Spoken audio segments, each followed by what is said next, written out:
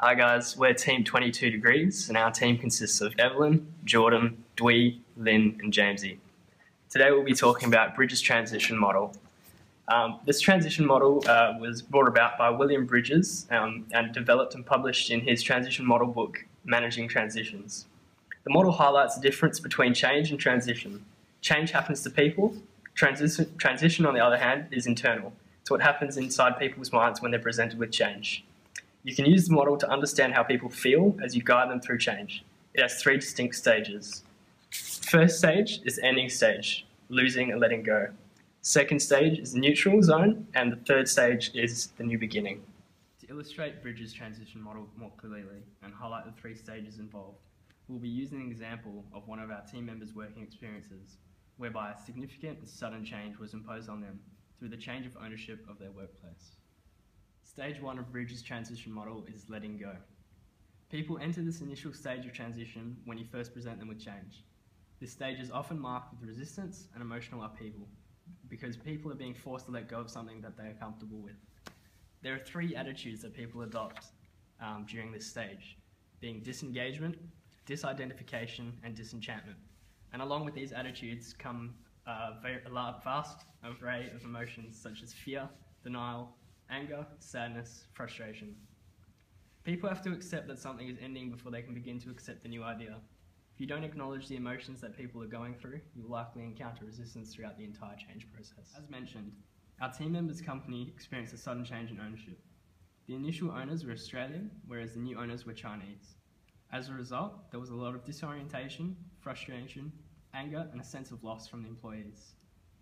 This was due to incredibly different management style, the forcing employees to do extra work and work outside of their job descriptions, along with the fact that the new managers didn't value employees' opinions at all.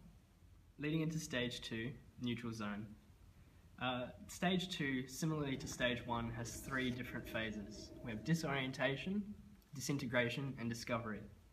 In this stage, people affected by the change are often confused, uncertain, and impatient. Depending on how well you're managing the change, they may also experience a higher workload as they get used to new systems and a new way of working. Think of this phase as the bridge between the old and the new. In some ways, people will still be attached to the old, while they are also trying to adapt to the new.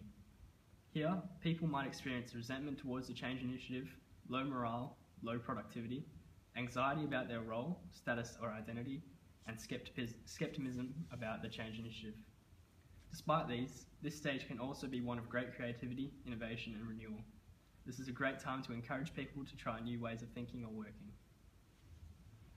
In continuation to our example, our team member began lacking motivation to go to work and would continually compare the current situation to the old whilst feeling resentful. Work productivity had decreased and management identified this as a problem and had begun to make a conscious effort to improve communication between themselves and employees. And the last stage in Bridges' transition model is the new beginning. The last transition stage is a time of acceptance and energy. People have begun to embrace the new change initiative and they're building the skills they need to work successfully in the new way. And they're starting to see early wins from their efforts. At this stage, people are likely to experience high energy, openness to learning, and renewed commitment to their group or their role. In relation to the example, managers encouraged more open communication where employees were able to voice opinions and concerns freely.